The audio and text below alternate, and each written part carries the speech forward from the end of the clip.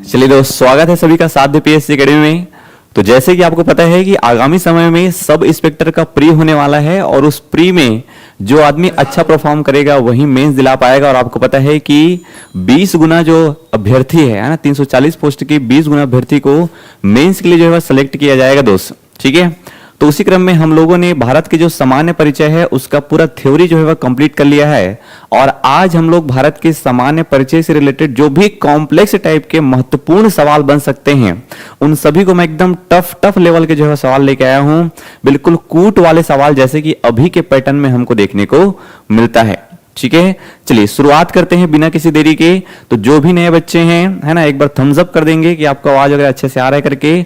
और बिल्कुल आप अगर हमारे चैनल पे नए हैं तो बिल्कुल चैनल को सब्सक्राइब करिए, वीडियो को लाइक करिए और जितना ज्यादा से ज्यादा हो सके अपने दोस्तों में शेयर करिए। दोस्त, इस चैनल में आपको बिल्कुल काम की चीजें जो है वह देखने को मिलेगी। साथ ही साथ ये भी जानकारी है आप लोग के लिए कि हमारे संस्थान में नया जो बैच है वो 15 जनवरी से चालू हो चुका है। और अगर आपको डेमो क्लासेस की क्वालिटी देखनी है तो आप बिल्कुल प्लेलिस्ट में जाके है ना सर्च कर सकते हैं, परीक्षित सर ज्योग्राफी करके, नवीन सर हिंदी करके, तो ये जो है चालू हो गया है दोस्त। चलिए पहला सवाल आप लोग के पास ये रहा। ठीक है, विजन वगैरह अच्छे से क्लियर है ऐसे मैं उम्मीद कर रहा हूं। पहला सवाल आप लोग के लिए ये रहा, बताइए जी।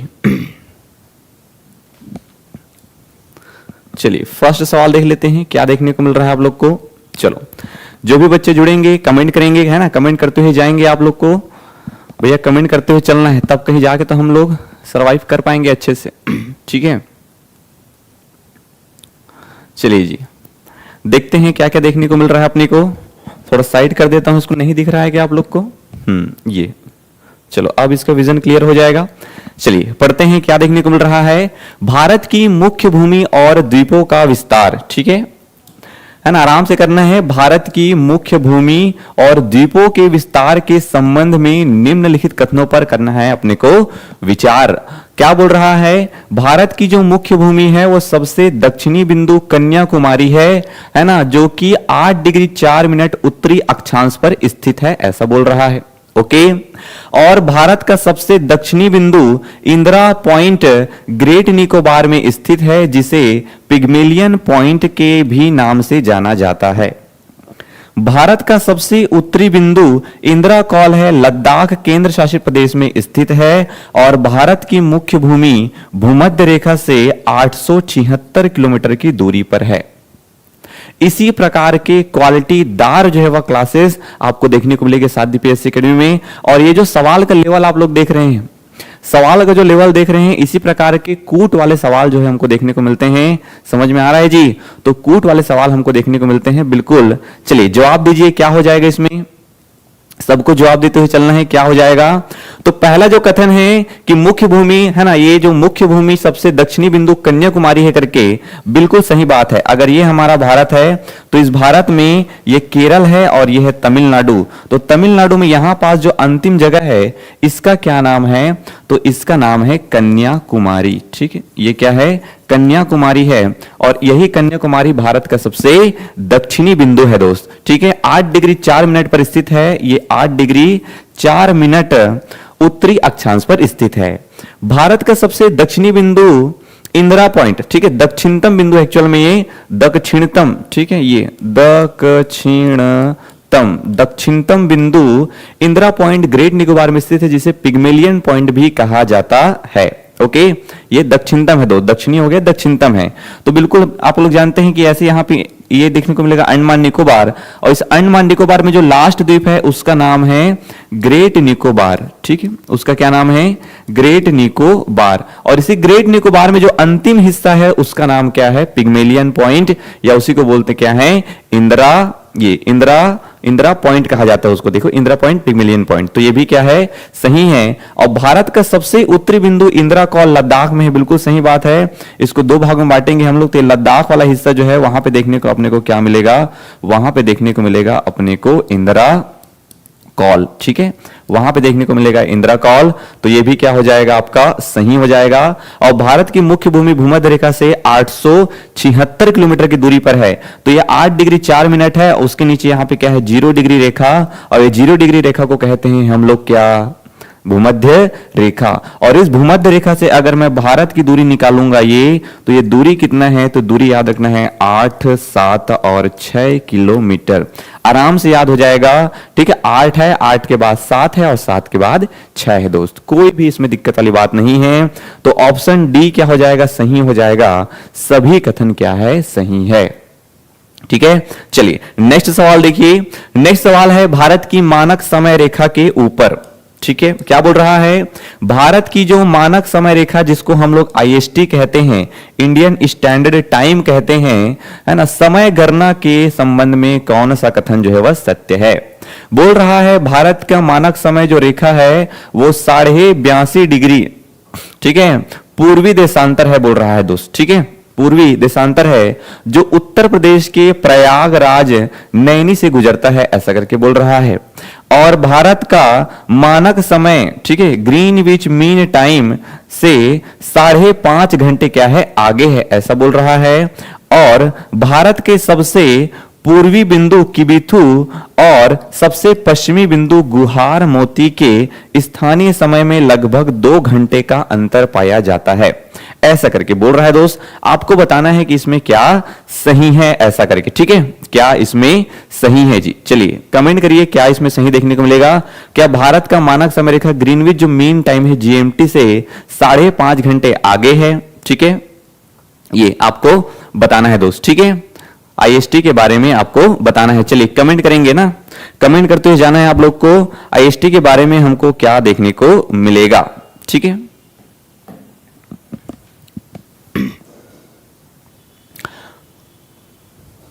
चलिए कमेंट करते हुए जाएंगे।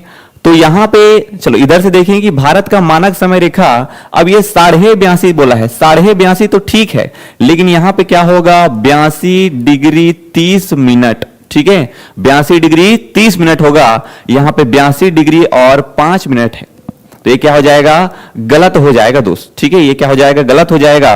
हमको पता है कि ये क्या है, हमारा भारत है। अगर ऐसे कुछ हमारा भारत देखने को मिल रहा है हमको, ये ठीक, ये हमारा अगर ऐसे हमको हमारा भारत देखने को मिल रहा है, तो इस भारत में हमको पता है, इस भारत में हमको पता है कि भारत की इस वाले एरिया से एक रेखा जा रही है जो कि है 82 डिग्री 30 मिनट।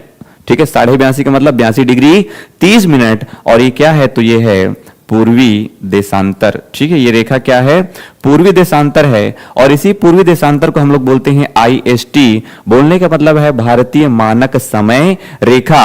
तो भारत की भारतीय मानक समय रेखा पूर्वी देशांतर है जो कि उत्तर प्रदेश के प्रयागराज के नैनी से होकर जाती है। तो उत्तर प्रदेश वाला ठीक है, प्रयागराज भी ठीक है, नैनी भी ठीक है, लेकिन ये 82.5 जो लिखा है वो गलत लिखा हुआ है, तो ये क्या हो जाएगा, गलत हो जाएगा दोस्त। ठीक है, उसके बाद भारत का मानक समय रेखा ग्रीनविच मीन टाइम से जीएमटी से 5.5 घंटे आगे है। तो यहां पे अगर हम लोग इधर और आएंगे तो एक रेखा मिलेगी हमको, अगर ये 82.5 है तो ये क्या है, 0 डिग्री है ना, 0 डिग्री देशांतर रेखा। ठीक है, ये क्या है, 0 डिग्री देशांतर रेखा। और ये 0 डिग्री देशांतर रेखा को ही बोलते हैं हम लोग जीएमटी। तो ये जीएमटी से हमारा जो कितना आगे है, तो ये 82.5 है ना, 82.5 डिग्री आगे है रेखाओं में। और इस 82.5 डिग्री को अगर हम लोग समय में कन्वर्ट करेंगे तो 5.5 घंटे का अंतर देखने को मिलेगा। ठीक है, 5.5 घंटे का अंतर देखने को, ये पॉइंट में है। ठीक है, 5.5 घंटे का क्या देखने को मिलेगा, अंतर देखने को मिलेगा।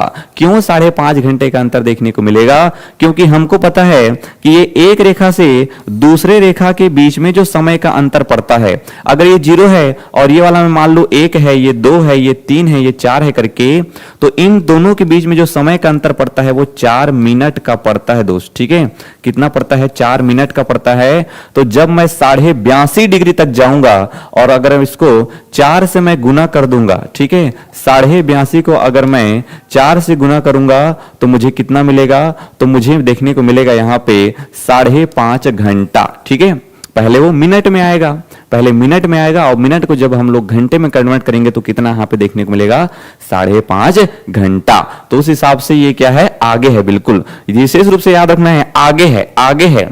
आगे है बोलने का मतलब क्या है, आगे है बोलने का मतलब क्या है कि जब इस जीएमटी की घड़ी में मान लो जाए 12 बजे रहेगा, जब इस जीएमटी की घड़ी में 12 बजे रहेगा दोपहर का, तो हमारे इसमें है ना समय हमको देखने को मिलेगा 5:30 बजे वाला शाम का। ठीक है, हमारे यहाँ कैसा समय देखने को मिलेगा? 5:30 बजे वाला शाम का। मतलब हमारे यहाँ पहले दोपहर हो चुका है, दोपहर के बाद हमारे यहाँ शाम हो गया है, और इनके यहाँ अभी क्या हुआ है? दोपहर हुआ है। पहले हमारे यहाँ शाम हुआ, शाम के बाद 12 बजा, 1 बजा, 2 बजा, 3 बजा, 4 बजा और 5:30 बज गया है, लेकिन सूर्य अभी यहाँ पे पहुंचा है, इसलिए इनके यहाँ क्या बजा है? 12 बजा है। बात समझ में आ रही है? तो इस प्रकार आपको थोड़ा सा ध्यान में रखना है कि हमारा आगे है भाई, है ना, विशेष रूप से याद रखना है, हमारा घड़ी आगे है 5.5 घंटा। चलो, भारत के सबसे पूर्वी बिंदु किबिथु, सबसे पश्चिमी बिंदु गुहार मोता स्थानीय समय में 2 घंटे का अंतर है। अब ये 2 घंटे का अंतर क्यों होगा? 2 घंटे का अंतर क्यों होगा, यह भी महत्वपूर्ण है। ये वाला जो रेखा है ये क्या है? तो भारत जहां से शुरू हो रहा है वो है 68 डिग्री 7 मिनट, और भारत जहां पे खत्म हो रहा है, इधर ऐसे करके ये वाला जो एरिया देखेंगे, तो भारत जहां पे खत्म हो रहा है वो है 97 डिग्री 25 मिनट। तो ये जो 68 से लेके जब हम लोग 97-25 तक जाएंगे, ठीक है, यहां से अगर हम लोग ऐसे आगे बढ़ेंगे 68 से 97-25, तो लगभग हमको 30 डिग्री का क्या देखने को मिलेगा? अंतर देखने को मिलेगा। और 30 डिग्री का अंतर मतलब 1 डिग्री में 4 मिनट का अंतर, तो 30 डिग्री में 3 चौक 12, 120 मिनट का अंतर, और 120 मिनट का अंतर, इसका मतलब 2 घंटे का अंतर। ठीक है, 2 घंटे का अंतर। मतलब यहां अगर सुबह होता है कितना बजे? यहां सूर्य दिखता है मान लो जाए इन लोग को 5 बजे, तो गुजरात में इस जगह में आदमी जो खड़ा हुआ है उसको सूर्य कितने बजे दिखेगा? तो इसको दिखेगा वो 7 बजे। समझ रहे हैं? ये जो हम लोग समय का अंतर बोल रहे हैं, ये एक्चुअल में सूर्य की स्थिति में परिवर्तन है दोस्त। तो हमको पता है कि हमारा पृथ्वी है, हमारा पृथ्वी क्या है? सूर्य ऐसा घूम रहा है, और सूर्य तो स्थिर है, मान लो जाए आप सूर्य हैं और पृथ्वी ऐसे घूम रहा है। ठीक है, तो पृथ्वी को ऐसा 1 डिग्री घूमने में 4 मिनट लगता है, तो उसको 30 डिग्री घूमने में कितना मिनट लगेगा? 2 घंटा। तो मान लो जाइए अरुणाचल प्रदेश है और ये गुजरात है, तो अगर अभी 5 बजे जो है वो तुमको सूर्य ऐसे अरुणाचल प्रदेश दिख रहा है, और इसको ऐसे 30 डिग्री घूमने में जब इसको दिखना लगेगा क्या? सूर्य, तो 2 घंटा का समय लगेगा इसमें। समझ में आ रही बात आपको? तो इतना आपको याद में रखना है। और ये बोल रहा है कि भारत का सबसे पूर्वी बिंदु किबिथु है। यहां पे भारत का सबसे पूर्वी बिंदु क्या है? अरुणाचल प्रदेश में किबिथु, और सबसे पश्चिमी बिंदु है गुहार मोता, ये यहां पे देखने को मिला राजस्थान में। ठीक है, ये क्या है? सही है दोस्त। तो उस हिसाब से 2 और 3 क्या हो जाएगा? सही हो जाएगा। ऑप्शन डी जो है 2 और 3 क्या है? सही है। ऐसा हमको पूरा डिटेल में पढ़ना है। चलो, नेक्स्ट सवाल देखने को मिल रहा है आपको। क्या बोल रहा है? भारत के उत्तर पूर्वी राज्यों में, 7 सिस्टर जिसको कहते हैं, भूगोल के बारे में निम्नलिखित कथनों पर विचार कीजिए। भारत के 7 सिस्टर राज्य के बारे में बताना है। क्षेत्रफल की दृष्टि से असम उत्तर पूर्वी राज्यों में सबसे बड़ा राज्य है। क्या बोल रहा है? क्षेत्रफल की दृष्टि से उत्तर पूर्वी राज्यों में असम सबसे बड़ा राज्य है। मेघालय अपनी अंतरराष्ट्रीय सीमा केवल बांग्लादेश के साथ में साझा करता है, और भारतीय राज्यों में केवल असम को छूता है, ऐसा बोल रहा है। ठीक है, त्रिपुरा भारत का एकमात्र ऐसा राज्य है जो 3 ओर से अंतरराष्ट्रीय सीमा, और वो भी किसका? बांग्लादेश का जो है वह घिरा रहता है। और अरुणाचल प्रदेश की सीमाएं चीन, भूटान और म्यांमार 3 देशों से लगती है, ऐसा करके बोल रहा है दोस्त। ठीक है, चलो बताओ जी। बहुत ही मैं लेवल को मेंटेन करने का प्रयास किया हूं, है ना। बिल्कुल लेवल यहां पे मेंटेन होने वाला है। जो हमको एएसआई में देखने को मिलेगा, जो हमको एएसआई में लेवल देखने को मिलेगा, उसी लेवल का सवाल रखा गया है दोस्त। ठीक है, जो एएसआई में देखने को मिलेगा उसी लेवल का सवाल रखा गया है। तो बिल्कुल आपको बताना है क्या क्या देखने को मिलेगा हमको। देख लेते हैं। तो क्षेत्रफल की दृष्टि से असम जो है उत्तर पूर्वी 7 सिस्टर का सबसे बड़ा है, सबसे बड़ा राज्य है बोल रहा है। बिल्कुल सही बात है दोस्त, सबसे बड़ा राज्य है। मेघालय अपनी अंतरराष्ट्रीय सीमा केवल बांग्लादेश के साथ साझा करता है बोल रहा है, और भारतीय राज्यों में केवल असम से साझा करता है। देख लेते हैं। ठीक है, यहां पे एक कुछ इस प्रकार मैप हमको देखने को मिलेगा। ये चलो, ये हमारा उत्तर पूर्वी राज्य हो गया 7 सिस्टर वाला। ठीक है, इसमें यहां से देख, चलो ये सिक्किम हो गया, ये है मेघालय। ठीक है, ये ऐसा करके, ये चलो क्या क्या हो गया? तो ये है अरुणाचल प्रदेश, ठीक है, ये है नागालैंड, ये मणिपुर, ये है मिजोरम, ये त्रिपुरा है और ये मेघालय है और ये क्या है? असम, ठीक है। ये 7 सिस्टर में 1 2 3 4 5 6 7, ठीक है। ये सिक्किम नहीं आता है ना, ये 4 और 3 7 इतने ही आते हैं ना। क्या बोल रहा है? क्षेत्रफल की दृष्टि से असम, ये असम क्या है? सबसे बड़ा है, सही बात है। मेघालय अपनी अंतर्राष्ट्रीय सीमा केवल बांग्लादेश के साथ में साझा करता है, ठीक, देख लो मेघालय, ये मेघालय है और ये मेघालय और नीचे क्या है? बांग्लादेश है। ये वाला हिस्सा है ऐसे करके, ये वाला हिस्सा क्या है? पूरा बांग्लादेश का हिस्सा है, ये क्या है? पूरा बांग्लादेश है, ठीक है। ये जो हिस्सा देखने को मिल रहा है ये पूरा क्या है? बांग्लादेश है। तो बोल रहा है कि त्रिपुरा भारत का एक मेघालय अपनी अंतर्राष्ट्रीय सीमा केवल बांग्लादेश से साझी करता है, देख रहे हो, ये मेघालय अपनी अंतर्राष्ट्रीय सीमा केवल और केवल बांग्लादेश से साझा करता है, यहां तक तो सही है। और भारतीय राज्यों में केवल असम को छूता है, देखो ये भारतीय राज्यों में केवल किसको टच कर रहा है? असम को, ठीक है। ये भी क्या है? सही है। त्रिपुरा भारत का एकमात्र ऐसा राज्य है जो 3 ओर से अंतरराष्ट्रीय सीमा से घिरा है, ठीक है। त्रिपुरा भारत का एकमात्र ऐसा राज्य है, बोल रहा है, जो कि 3 ओर से किससे घिरा है? अंतरराष्ट्रीय सीमा से घिरा है। देखो ये त्रिपुरा है, तो त्रिपुरा इधर से भी घिरा है, इस ओर से भी घिरा है और इधर से भी, तो इधर से भी, इधर से भी और इधर से भी, ठीक है, बांग्लादेश से घिरा है, बोल रहा है दोस्त, ठीक है। त्रिपुरा भारत का एकमात्र राज्य है जो कि 3 ओर से अंतरराष्ट्रीय सीमा बांग्लादेश से घिरा है, ओके। और अरुणाचल प्रदेश की सीमाएं चीन, भूटान और म्यांमार से लगती है। ये अरुणाचल प्रदेश है, ठीक है, ये अरुणाचल प्रदेश है। ये अरुणाचल प्रदेश के इधर क्या है? भूटान, इधर क्या है? भूटान। और क्या बोल रहा है? 3 ओर से अंतरराष्ट्रीय सीमा, ये अरुणाचल प्रदेश। हाँ, ऊपर में क्या देखने को मिलेगा अपने को? ऊपर में देखने को मिलेगा चीन, ठीक है, उधर चीन। और इधर क्या है? तो इधर क्या है? म्यांमार, ओके, इधर क्या है? म्यांमार। तो उस हिसाब से ये भी कथन सही है और ये भी कथन सही है, तो हमारा चारों ही कथन क्या हो जाएगा? सही हो जाएगा। बात समझ में आ रही है? हमारा चारों कथन सही हो जाएगा। इस लेवल में जाके जब हम लोग पढ़ाई करेंगे तब कहीं जाके हमारा सीजीपीएससी प्री हो, एसआई का प्री हो, एसआई का मेंस हो, सब निकलेगा दोस्त, ठीक है। एक बार पढ़ाई करने की जरूरत रहती है एकदम दबा के शानदार तरीके से, उसके बाद हमको ज्यादा ताम झाम करने की जरूरत नहीं पड़नी चाहिए। चलो आगे बढ़े। नेक्स्ट सवाल नंबर 4 कि भारत की तटीय सीमा, कोस्टल बाउंड्री के बारे में बताना है। कौन सा कथन क्या है? गलत है जी, ठीक है। इसमें हमको क्या बताना है? गलत कथन बताना है कोस्टल बाउंड्रीज के बारे में। भारत के 9 राज्य और 2 केंद्र शासित प्रदेश अंडमान और लक्षद्वीप तटीय सीमा साझा करते हैं, ठीक है। भारत का तटीय सीमा कौन कौन साझा करता है? 9 राज्य और 2 केंद्र शासित प्रदेश बोल रहा है, जिसमें एक लक्षद्वीप है और एक क्या है? एक अंडमान निकोबार, ठीक है। चलो, भारत की मुख्य भूमि की तट रेखा की लंबाई 7516, एक्चुअल में ये अपडेट हो चुका है ना, ये 7516 अब नहीं याद रखना है, अब याद रखना है 11,098.81।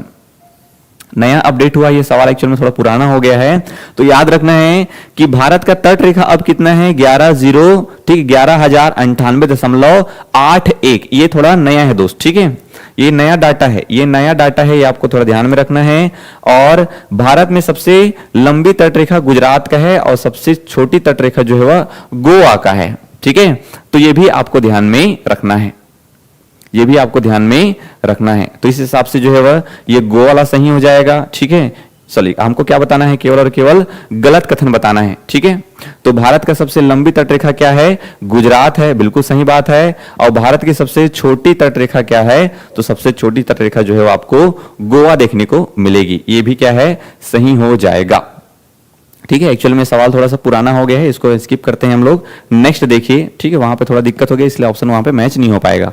चलो यहां पे बताइए, भारत और पाकिस्तान के बीच विवादित क्षेत्रों के संदर्भ में सही कथनों का क्या करना है? परीक्षण करना है जी, ठीक है। सही कथनों का क्या करना है? परीक्षण करना है। तो सर क्रीक जो विवाद है, सर क्रीक, ये क्रीक का मतलब क्या होता है? क्रीक को बोलते हैं निवेशिका, और क्या बोलते हैं इसको? निवेशिका, ठीक है। तो एक बताया था आपको कोरी क्रीक और एक है सर क्रीक, गुजरात वाले एरिया में, ठीक है।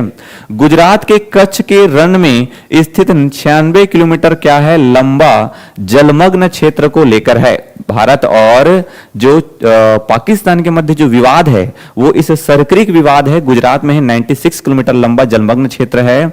सियाचिन ग्लेशियर काराकोरम श्रेणी में स्थित है, जिसे भारत ने 1984 में ऑपरेशन मेघदूत के तहत सुरक्षित किया, ठीक है।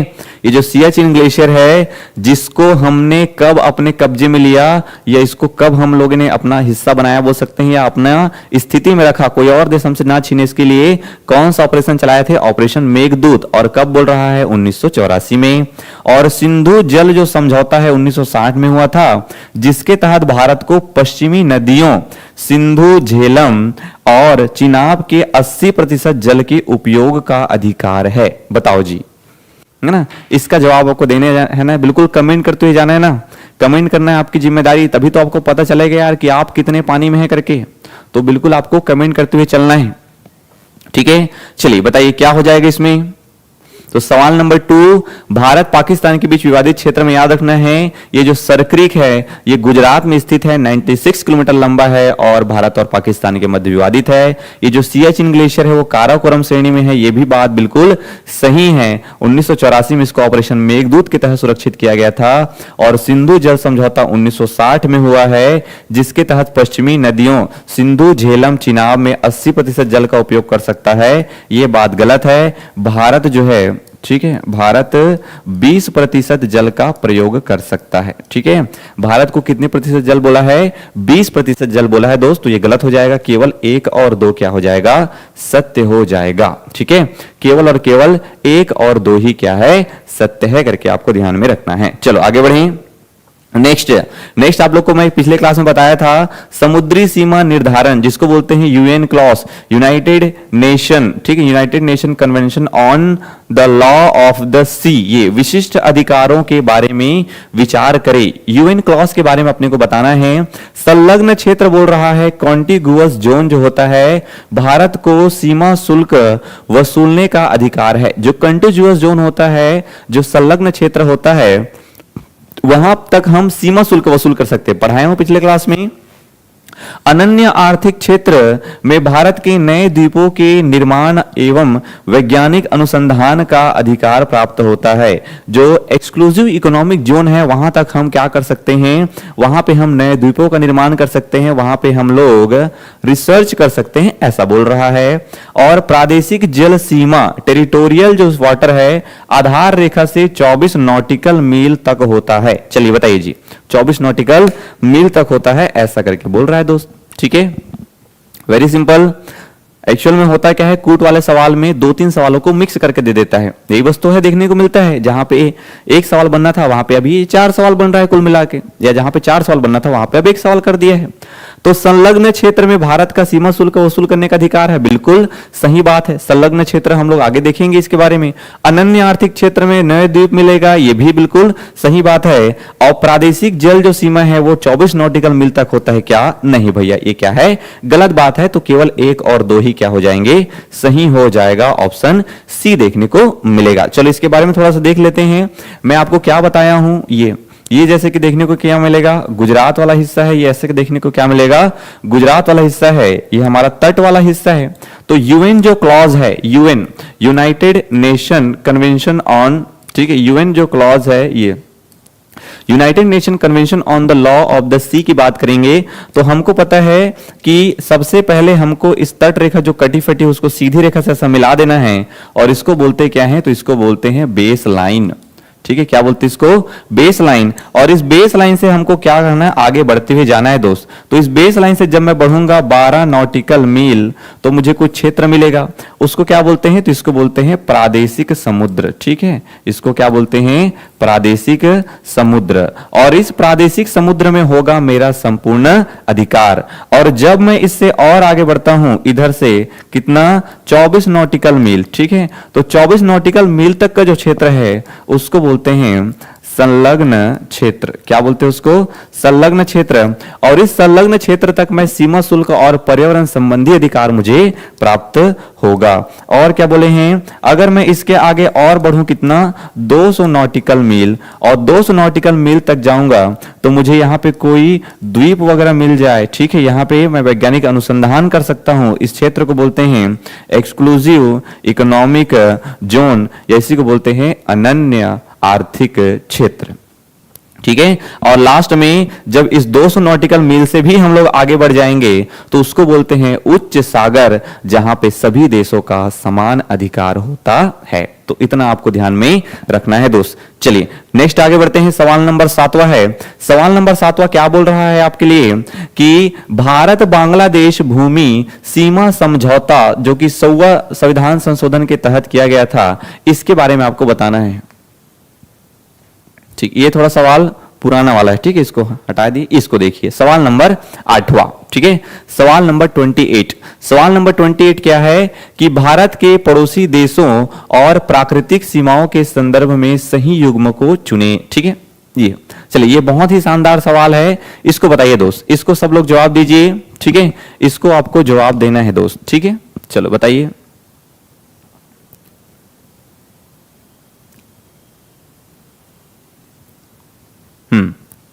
चलिए जवाब दीजिए। ये दिख रहा है मेरे ख्याल से, हल्का सा कट रहा है इधर, है ना, थोड़ा सा इसको स्लाइड कर देता हूं मैं। चलिए बताइए क्या बोल रहा है। तो पहला है कि भारत और म्यांमार के बीच में अराकान व्योमा पर्वत है बोल रहा है। भारत और श्रीलंका के बीच में पाक जल संधि है, पाक स्टेट है बोल रहा है। और भारत और इंडोनेशिया के बीच में ग्रेट चैनल है, ऐसा करके बोल रहा है जी। चलिए बताइए इसमें क्या क्या जो है वह सही हो जाएगा। आपको कमेंट भी करना है ना, मैं बार बार बोल रहा हूं, आपको कमेंट करते हुए चलना है, जिससे कि क्या होगा, आपको लगेगा कि आप कितने पानी में हैं। अगर आप कमेंट नहीं करेंगे तो कैसे पता पाएंगे। भाई कमेंट करिए, मुझे भी तो समझ में आए यार, जिन बच्चों को मैं पढ़ाया हूं वो कितने पानी में, उनको समझ में कुछ याद वैद हुआ है कि नहीं हुआ है। तो भारत के पड़ोसी देशों और प्राकृतिक सीमाओं के संदर्भ में सही युग्म को चुने बोल रहा है। तो भारत और म्यांमार अराकान व्योमा पर्वत बोल रहा है दोस्त। भारत और म्यांमार में क्या है, अराकान व्योमा पर्वत, तो बिल्कुल सही बात है। भारत और श्रीलंका पाक जल संधि, ठीक है, भारत और श्रीलंका में क्या बोल रहा है, पाक जल संधि, ये भी सही बात है। भारत और इंडोनेशिया के बीच में ग्रेट चैनल है, ये भी क्या है, सही बात है। थोड़ा देख लेते हैं हम लोग, जैसे कि हमको देखने को मिलेगा हमारा भारत कुछ इस प्रकार देखने को मिलेगा। चलो ये ओके, इस प्रकार देखने को मिलेगा हमारा भारत, ऐसे करके। ये इतना सिंपल आपको जो है वह हल्का फुल्का मैप बनाने आना चाहिए दोस्त, ये ठीक है। चलिए यहां पे हमको क्या देखने को मिलेगा, श्रीलंका। तो इस श्रीलंका के बीच में जो जल संधि है उसका नाम क्या है, तो उसका नाम है पाक जल संधि, ठीक है, उसका नाम है पाक जल संधि। यहां पे हमको कंटिन्यू ऐसा पहाड़ी देखने को मिलेगा, और इस पहाड़ी का नाम क्या है, तो इस पहाड़ी का नाम है अराकान व्योमा पर्वत, ठीक है, अराकान व्योमा पर्वत। तो इधर क्या है, म्यांमार है, ठीक है, इस पार क्या है, म्यांमार है, और अंदर में क्या है, अरुणाचल प्रदेश। चलो और नीचे आएंगे हम लोग, तो यहाँ पे हमको ऐसे अंडमान निकोबार देखने को मिलेगा, और ये जो लास्ट में एक द्वीप देखने को मिलेगा, और इस द्वीप का नाम क्या है, तो इसका नाम है ग्रेट निकोबार, ठीक है, ये ग्रेट निकोबार, ग्रेट निकोबार। और यहाँ पे एक ठो द्वीप देखने को मिल रहा है, इसका नाम है सुमात्रा द्वीप, ठीक है, इसका नाम है सुमात्रा द्वीप। और ये सुमात्रा द्वीप जो है इंडोनेशिया का हिस्सा है, और ये जो बीच में हमको चैनल देखने को मिलेगा जिसको क्या बोलते हैं, तो उसको बोलते हैं ग्रेट चैनल। तो ये भी सही है। इस हिसाब से ऑप्शन डी 1, 2 और 3 है ना, सभी कथन क्या हो जाएंगे, सही हो जाएंगे। चलो आगे बढ़ें। नेक्स्ट है भारत के क्षेत्रफल और जनसंख्या के बारे में हमको बताना है दोस्त, कि भारत के क्षेत्रफल और जनसंख्या के विशिष्ट तथ्यों पर विचार कीजिए। बोल रहा है कि भारत में विश्व की लगभग 7.5% जनसंख्या और 18% जो है पशुधन पाया जाता है, ठीक है। भारत में विश्व का क्या बोल रहा है, 17.5% जनसंख्या है और 18% पशुधन है। और क्षेत्रफल की दृष्टि से विश्व के 10 बड़े देशों में कजाकिस्तान और अल्जीरिया भी शामिल है, ठीक है, कजाकिस्तान और अल्जीरिया भी शामिल है। और भारत विश्व के कुल क्षेत्रफल का 2.4% हिस्से पर स्थित है, ऐसा करके आपको बताना है दोस्त, ठीक है। भारत विश्व के कुल क्षेत्रफल का 2.4% क्षेत्रफल पर स्थित है, ऐसा करके बताना है। एक्चुअल में विश्व के कुल क्षेत्रफल ना बोल के, ठीक है, ये भूमि खंड है ना, भू क्षेत्रफल बोले तो ज्यादा अच्छा रहेगा, ठीक है। भूमिखंड, भूमिखंड का क्या है, 2.4% एरिया में फैला हुआ है करके आपको बताना है दोस्त, ठीक है।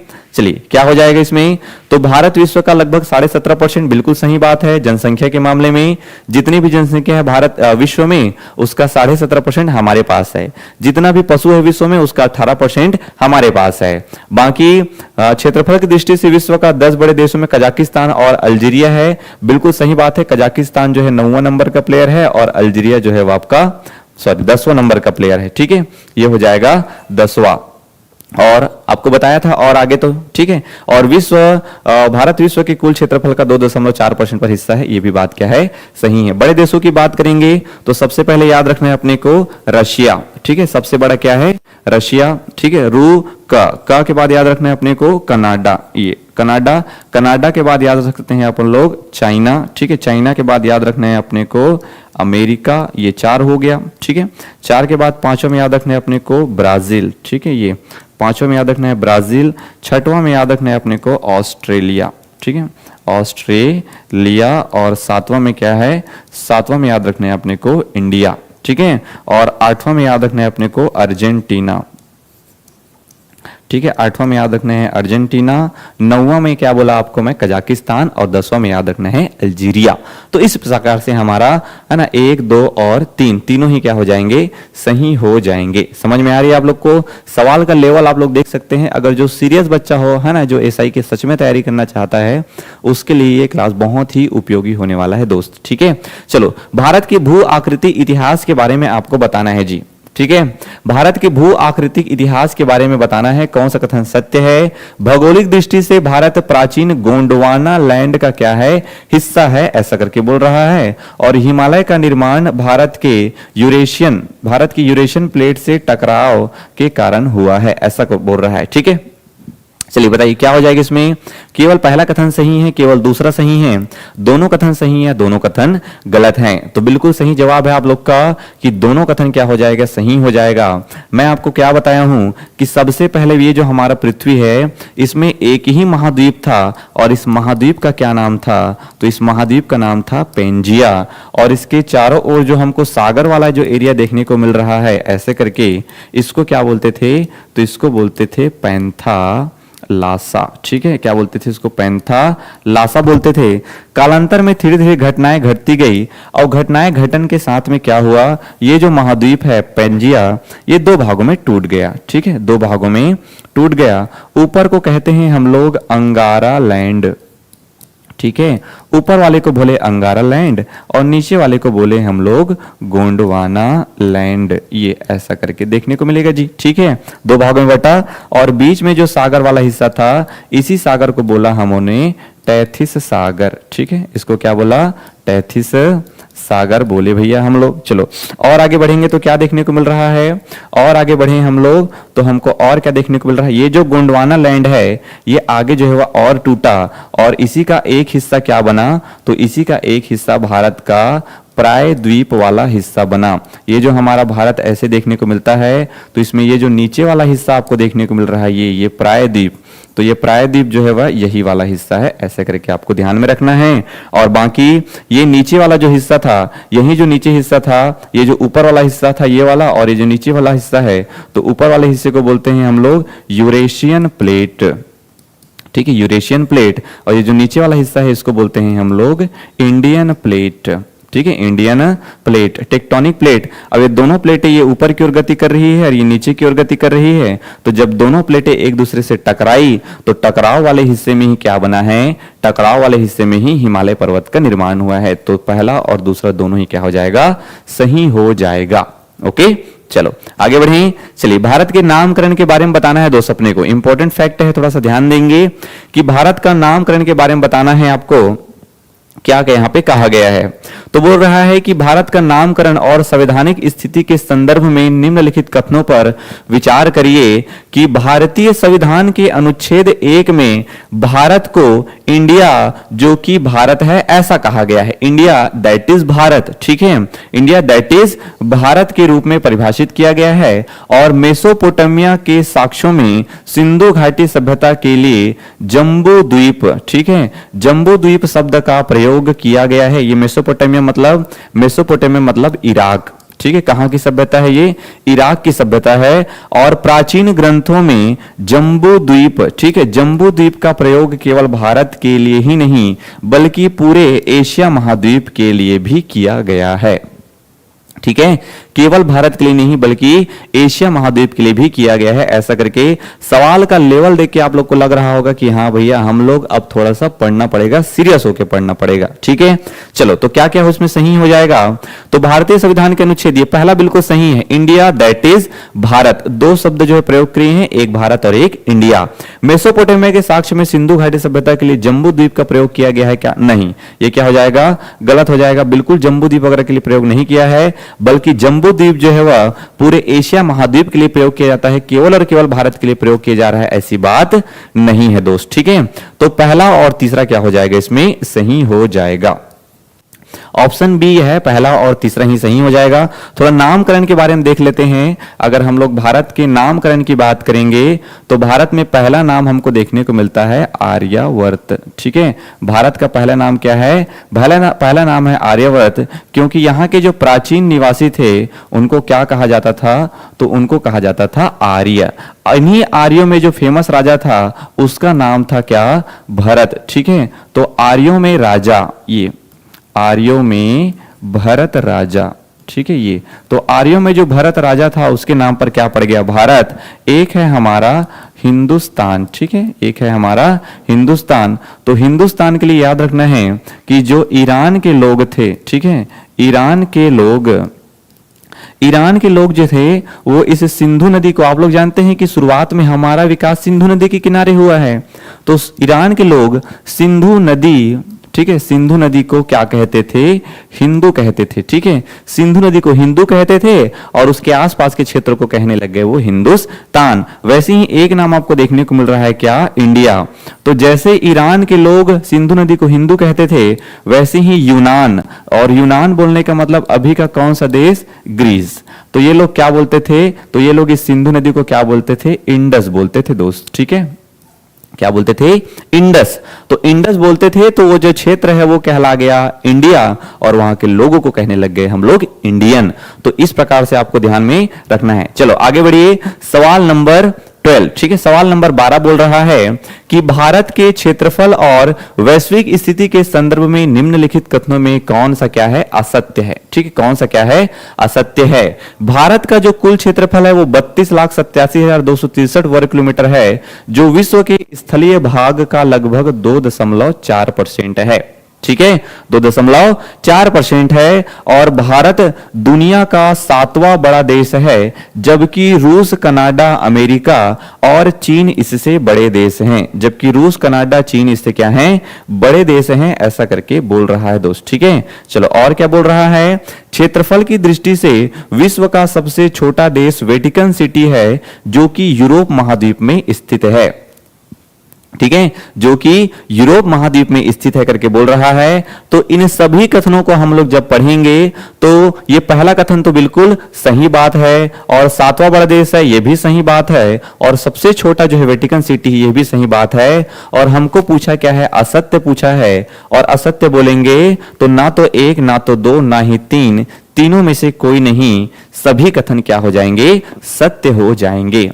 तो लेवल देख के आपको समझ में आ रहा होगा दोस्त कि सवाल जो है वह इसी प्रकार के रहने वाले हैं, जो सीजीपीएससी का पैटर्न है। ठीक है, क्योंकि आपको पता है कि पेपर तो लेने वाला है कौन, सीजीपीएससी। तो सीजीपीएससी का जो पैटर्न है उसी पैटर्न के आधार पर जब हम लोग प्रैक्टिस करेंगे, क्योंकि जिस ग्राउंड में हमको मैच खेलना है उस ग्राउंड के हिसाब से ही हमको प्रैक्टिस करना पड़ेगा। पता चल रहा है हम ऐसी पिच पे बैटिंग कर रहे हैं जहां उछाल ज्यादा है, और हम लोग कहीं और चले गए जहां बिल्कुल उछाल नहीं है, तो बैट घुमा रहे हैं ऊपर ऊपर से और बॉल जा रहा है नीचे नीचे से, दिक्कत हो जाएगी भैया। ठीक, चलो तो बताना है कर्क रेखा के बारे में। ठीक है, जिसको ट्रॉपिक ऑफ कैंसर कहते हैं। भारत में विस्तार के संबंध में कथनों का परीक्षण कीजिए। कर्क रेखा भारत के 8 राज्यों से होके गुजरती है, जिसमें बिहार और उड़ीसा शामिल नहीं है। ठीक है, बिहार और उड़ीसा उसके अंदर नहीं आते हैं। कर्क रेखा की भारत में सबसे कम लंबाई राजस्थान राज्य में है। क्या कर्क रेखा सबसे कम राजस्थान से होकर गुजरता है? और मध्य प्रदेश की राजधानी भोपाल और छत्तीसगढ़ की राजधानी रायपुर दोनों कर्क रेखा पर स्थित हैं। चलो इसको बताना है दोस्त आपको, है ना। मैं उम्मीद कर रहा हूं कि बिल्कुल आप आराम से जवाब दे देंगे। और अगर आप इतने टाइम तक वीडियो देख रहे हैं दोस्तों, एक बार लाइक का बटन तो दबा दो यार। कैसे? एक बार लाइक का बटन दबा दो, ठीक है। आपका ये जो लाइक है वो टीचर को मोटिवेट करता है और बेहतर मेहनत करने के लिए और अच्छा कंटेंट लाने के लिए, ठीक है। चलिए, तो कर्क रेखा के भारत में विस्तार के संबंध में बताना है। तो हमको पता है कि यहां पे हमको ऐसे कुछ देखने को मिलेगा। ये हमारा भारत वाला हिस्सा है, ये ठीक है।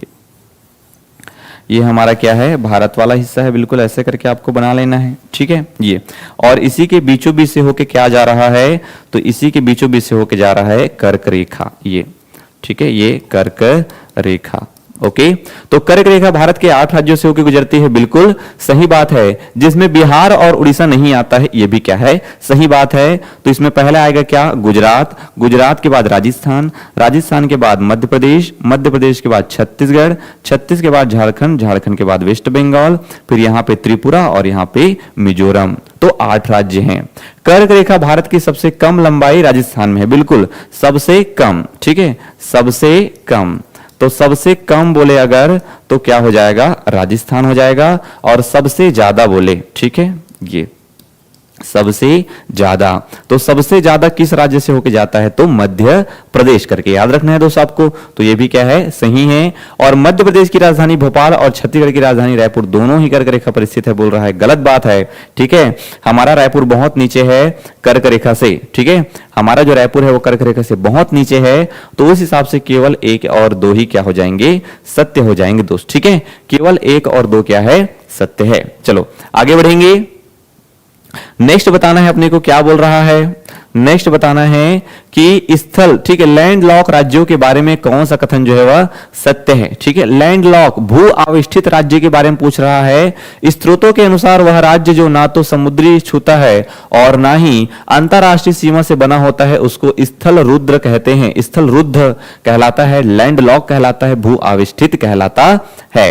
तो बोल रहा है कि भारत में कुल 5 ऐसे राज्य हैं, ठीक है ना। 5 ऐसे राज्य हैं, हरियाणा, छत्तीसगढ़, मध्य प्रदेश, झारखंड और तेलंगाना। क्या भारत में केवल 5 ऐसे राज्य हैं जो कि लैंडलॉक बनाते हैं? और बिहार और उत्तर प्रदेश भी भारत के स्थल रुद्र राज्यों की श्रेणी में आते हैं, ऐसा बोल रहा है। और भारत छत्तीसगढ़ भारत का ऐसा स्थल रुद्र राज्य है जो 7 पड़ोसी राज्यों से सीमा साझा करता है। दी चलिए बताइए क्या इसमें सही हो जाएगा? ठीक है उमेश,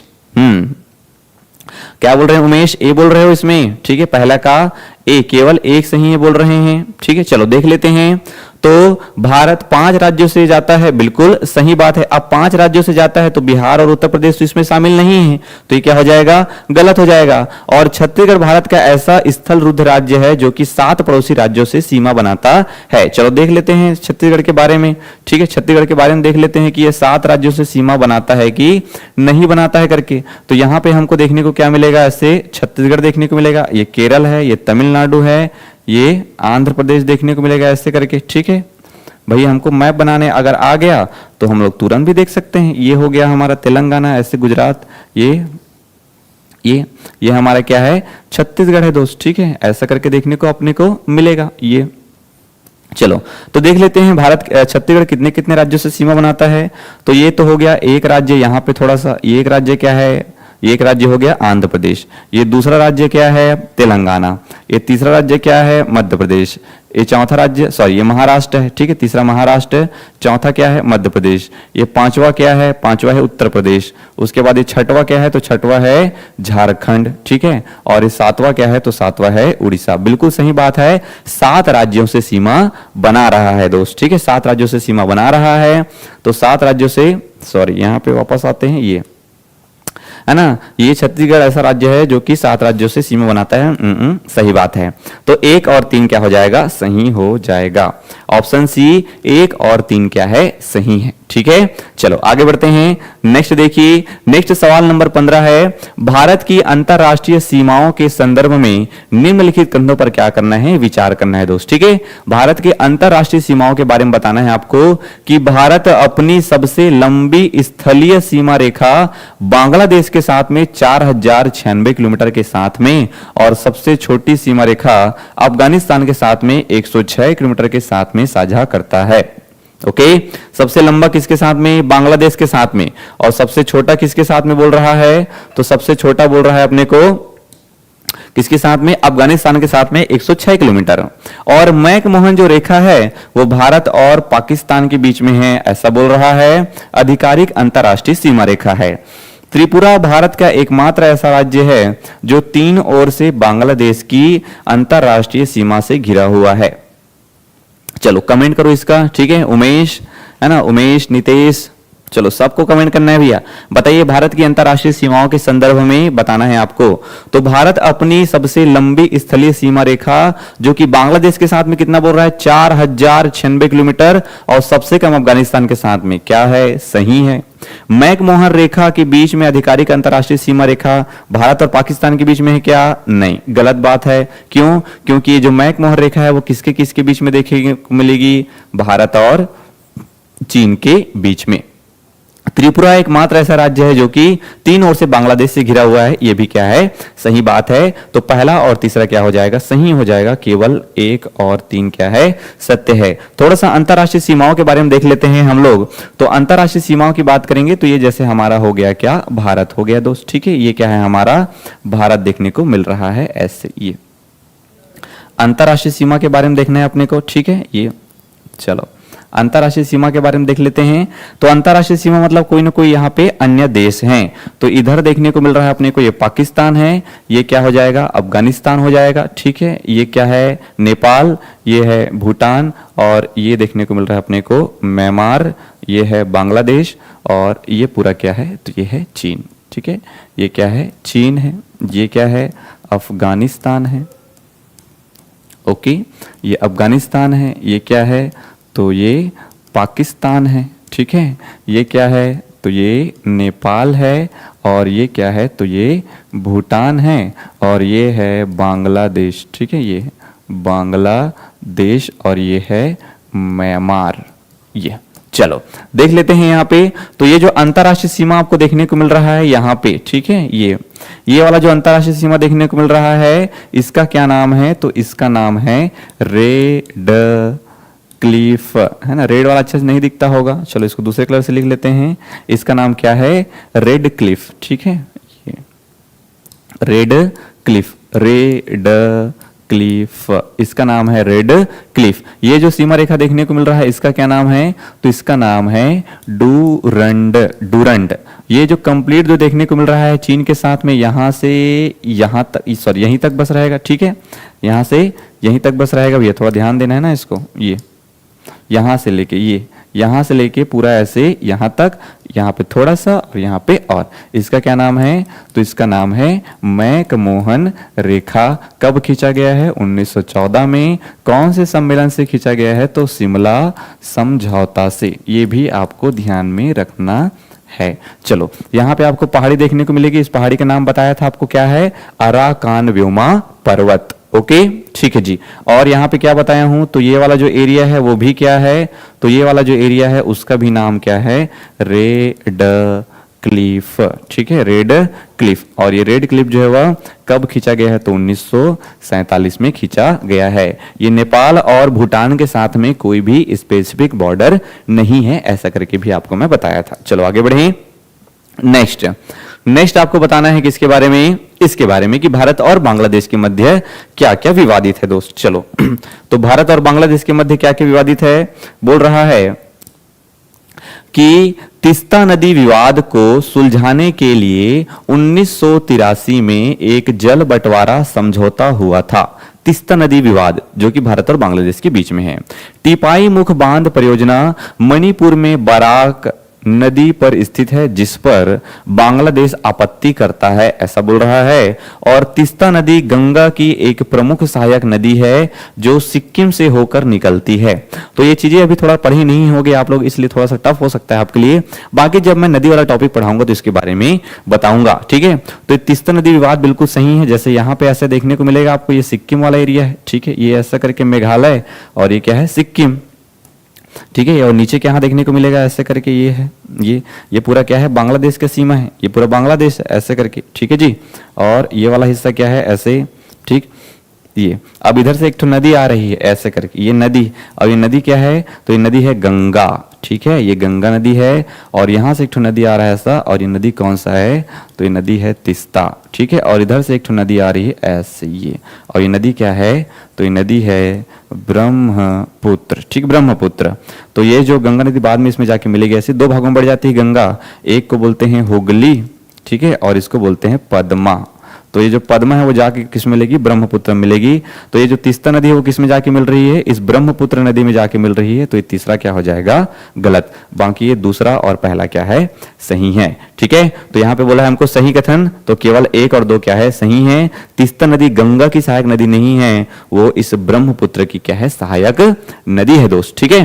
15 का बी, 15 का, चलो 16 आ गए हैं हम लोग। चलो नेक्स्ट 17 नंबर का सवाल है आपके पास, है ना, मोस्ट इंपॉर्टेंट आईएसटी रेखा के बारे में, कि भारत की मानक समय रेखा जिसको आईएसटी कहते हैं के बारे में निम्नलिखित कथनों पर क्या करना है, परीक्षण करना है। बताना है कि भारत की मानक समय रेखा 82.5 पूर्वी देशांतर है, ठीक है, जो कि ग्रीनविच जीएमटी से 5.5 घंटा आगे है। इसको फिर ऐसे कर दिए हैं, इसको ऐसा करना है अपने को, ठीक है, ये 82.5 डिग्री, ओके, 82 डिग्री 30 मिनट। यह रेखा भारत के 5 राज्यों उत्तर प्रदेश, मध्य प्रदेश, छत्तीसगढ़, ओडिशा और आंध्र प्रदेश से होकर गुजरती है, ठीक है। जस्ट सेकंड,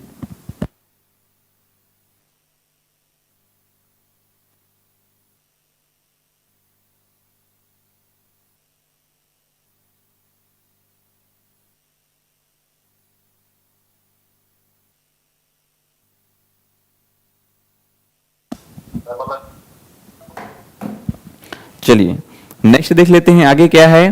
तो यह रेखा, ठीक है, यह रेखा भारत के 5 राज्यों से होकर गुजरती है, और कर्क रेखा और भारत की मानक समय रेखा एक दूसरे से छत्तीसगढ़ में काटते हैं बोल रहे हैं जी, ठीक है। ये जो आईएसटी है और ये जो कर्क रेखा है वो एक दूसरे को छत्तीसगढ़ में काटता है बोल रहा है। तो यहाँ पे मैक्सिमम जो आपको क्या देखने को मिल रहा है, तो कर्क रेखा छत्तीसगढ़ में काटता है, दोनों सही बात है। 5 राज्यों से होकर गुजरता है, ये भी क्या है, सही बात है। और भारत की मानक समय रेखा 82.5 डिग्री पूर्वी देशांतर ग्रीनविच से 5.5 घंटे आगे है, ये भी सही बात है। तो तीनों ही कथन क्या हो जाएगा, सही हो जाएगा, ठीक है। तो मैं आपको बताया था ये जैसे हो गया हमारा भारत वाला हिस्सा, ठीक है, ये ऐसे देखने को मिलेगा अपने को, भारत वाला हिस्सा, ये ओके। ये ठीक है, चलिए यहाँ पे हम लोग छत्तीसगढ़ बना लेते हैं। ये क्या है हमारा छत्तीसगढ़ देखने को मिलेगा आपको ऐसे कुछ, ये ठीक है।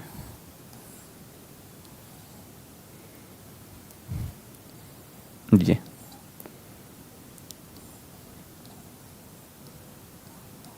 चलिए आगे देखते हैं क्या देखने को मिल रहा है। तो क्या बोल रहा है इसमें कि ये जो कर्क रेखा है ऐसे करके, ये कर्क रेखा यहां से ऐसे जा रही है, ये क्या है, कर्क रेखा है, ठीक। और यहां से ऐसे आ रहा है, ये क्या है, तो ये है आईएसटी, ठीक है। ये क्या है, आईएसटी, और ये वाली क्या है, तो ये है कर्क रेखा। और ये जो कर्क रेखा है आईएसटी कहां पे काटते हैं, तो छत्तीसगढ़ में। और ये जो आईएसटी रेखा है वो 1 राज्य, ये 2 राज्य, ये 3 राज्य, और ये उड़ीसा, ठीक है, ये क्या है, ओडिशा। और नीचे हमको 5वां राज्य मिलेगा आंध्र प्रदेश। तो ऐसे करके 5 राज्यों से होके जाती है, ठीक है। चलो आगे बढ़ें। चलो सवाल नंबर 18 है, जल्दी से इसको खत्म कर लेते हैं, 2-3 सवाल बस बचा हुआ है हमारा। बोल रहा है समुद्री सीमा और यूएन क्लॉज के नियमों के संबंध में निम्नलिखित कथनों पर क्या करना है, विचार करना है दोस्त। यूएन क्लॉज तो किसी भी देश की आधार रेखा बेस लाइन, ठीक है, किसी भी रेखा की आधार रेखा बेस लाइन से 12 नॉटिकल मील तक का जो क्षेत्र है वो प्रादेशिक जल कहलाता है, टेरिटोरियल सी कहलाता है, जहां पे उस देश का संपूर्ण अधिकार होता है, बोल रहा है, ठीक है, जहां पे उसका क्या होता है, संपूर्ण अधिकार होता है। अनन्य आर्थिक क्षेत्र इकोनॉमिक एक्सक्लूसिव जोन आधार रेखा से 24 नॉटिकल मील तक फैला होता है, ऐसा बोल रहा है। और उच्च सागर जिसको हाई सी बोलते हैं, किसी भी देश का आधिकारिक नहीं होता है, बल्कि यहां पे सभी देशों का समान अधिकार होता है, ऐसा करके बोल रहा है। चलो क्या देखने को मिलेगा इसमें अपने को, चलो बताओ, है ना, पढ़ाया हूं आपको इसके बारे में, यूएन क्लॉज के बारे में, united nation convention on the law of the sea. चलिए बताइए जी, तो ये 12 नॉटिकल मील तक का जो क्षेत्र है वो हमको क्या कहलाता है? उसको बोलते हैं हम लोग प्रादेशिक जल समुद्र, टेरिटोरियल सी, जहां पे होता है हमारा संपूर्ण अधिकार। जबकि अनन्य आर्थिक क्षेत्र की बात करेंगे तो ये जो है वह 200 नॉटिकल मील तक का जो क्षेत्र है, ठीक है, कितना नॉटिकल मील? 200 नॉटिकल मील तक का है। और ये 24 नॉटिकल मील तक का जो क्षेत्र है उसको क्या बोलते हैं? तो इसको बताए हूं आपको, संलग्न क्षेत्र, ठीक है, इसको क्या बोलते हैं? संलग्न क्षेत्र बोलते हैं, कॉन्टिगुअस जोन बोलते हैं दोस्त। तो उस हिसाब से क्या हो जाएगा? गलत हो जाएगा, ठीक है। और उच्च सागर में सभी देशों का समान अधिकार होता है, जो कि मोर देन, ठीक है, ये मोर देन कितना होता है? 200 नॉटिकल मील, ठीक है, मोर देन 200 नॉटिकल मील। ये तो 200 नॉटिकल मील से भी आगे का जो क्षेत्र है वो कहलाता है उच्च सागर, जहां पे सभी देशों का समान अधिकार देखने को मिलता है। तो पहला और तीसरा क्या हो जाएगा? इसमें सत्य हो जाएगा। चलिए सवाल नंबर 19 देखने को मिल रहा है आपको, क्या बोल रहा है? भारत चीन और भारत पाकिस्तान सीमाओं के विशिष्ट क्षेत्रों के बारे में कथनों पर विचार करिए जी, ठीक है। तो अक्साई चीन लद्दाख का वह हिस्सा है जिस पर चीन ने 1962 में युद्ध के दौरान अवैध कब्जा कर लिया। सवाल का लेवल देख रहे हैं आप लोग, ठीक है, सवाल का लेवल देख लिए है ना, सवाल का लेवल देखिए कि कितना सावधानी से और कितना अच्छे तरीके से जो है सवाल को बनाया गया है, बिल्कुल पैटर्न के आधार पर रखा गया है दोस्त। तो सरक्रिक विवाद गुजरात के कच्छ में रण में स्थित जलमग्न क्षेत्र है जो कि भारत और पाकिस्तान के बीच में है। और सियाचिन ग्लेशियर दुनिया का सबसे ऊंचा युद्ध स्थल कहा जाता है, जहां 1984 में ऑपरेशन विजय चलाया गया था, ठीक है, जहां 1984 में ऑपरेशन विजय चलाया गया था। चलो बताओ 1984 में आपको ऑपरेशन विजय बताया हूं कि ऑपरेशन और कुछ बताया हूं जी? चलिए तो यह बताइए इसमें क्या हो जाएगा? तो अक्साई चीन लद्दाख का वह हिस्सा है जिस पर 1962 में कब्जा कर लिया गया था, बिल्कुल सही बात है। और सरक्रिक विवाद गुजरात में स्थित है, यह भी क्या है? बिल्कुल सही बात है। उसके बाद मैं आपको ले चलता हूं पहले वाले स्लाइड में, ठीक है, पहले वाले स्लाइड में जहां पे हम लोगों ने देखा है किसके बारे में? ऑपरेशन विजय या ऑपरेशन मेघदूत के बारे में, ठीक है। चलो वो यहां पे देखने को कहां मिल रहा है अपने को? यहीं पे हम लोग देखे होंगे, ठीक है, सियाचिन ग्लेशियर वाला, ये कॉन्टिग्युअस जोन हो गया।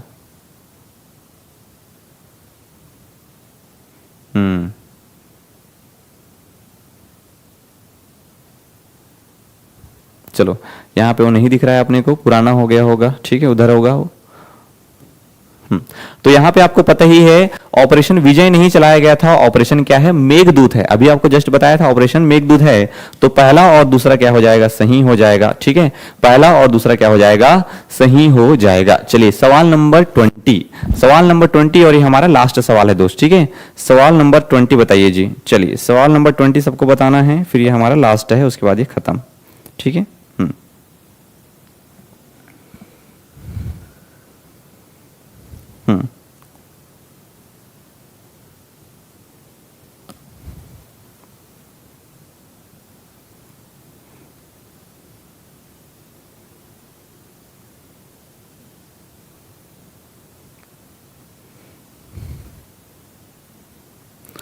चलिए क्या बोल रहे हैं इसमें?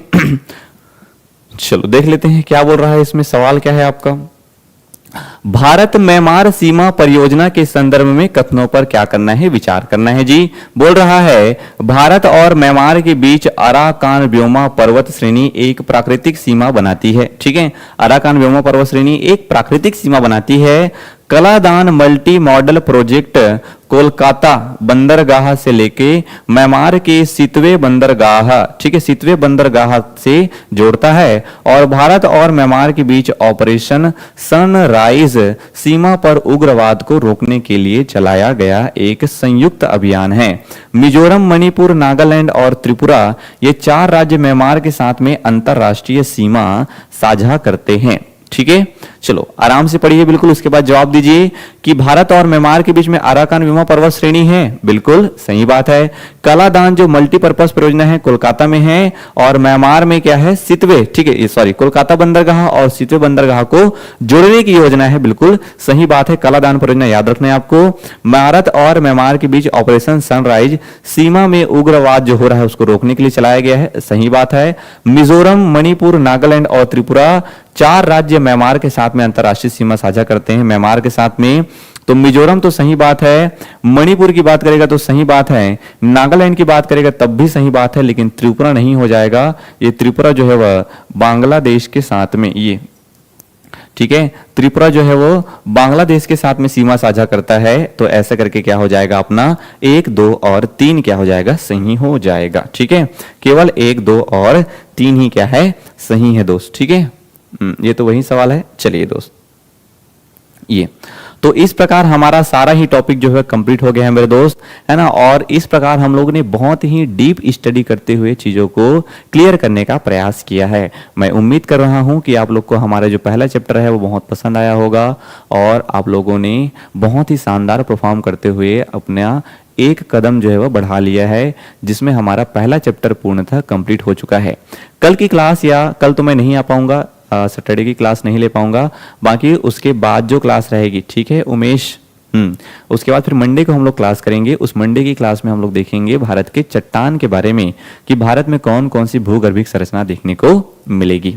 ओके, चलिए दोस्त, सभी का बहुत बहुत धन्यवाद जो हमारे साथ जुड़े हुए थे, उन्होंने अपना कीमती समय हमको दिया, साथ ही साथ में इसमें हम दोनों ने बहुत अच्छा परफॉर्म किया है। चलिए, आप सभी का धन्यवाद।